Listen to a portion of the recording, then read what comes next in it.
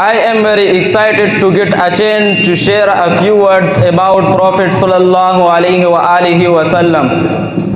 Dear friends, I am very excited to get a chance to share a few words about Prophet sallallahu alaihi wasallam. There was a time when stealing, injuring, and even murdering people were not considered evil at all. The Prophet sallallahu alaihi wasallam is the last and the greater of all mankind. He is the possessor of virtue.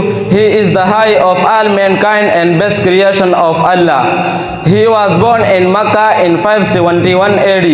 His father Abdullah died before he was 6 years old, and mother died, and uncle Abu Talib died before he was 23-year old. He put the revolution among the Arabians. The Holy Quran revoluted to him through Jibreel alayhi salam. So we must read and learn good trait from the Prophet sallallahu alaihi wasallam, history, Muslim and non-Muslim.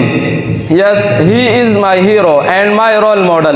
May Allah join us for the Prophet sallallahu alaihi wasallam is paradise tomorrow. Ameen.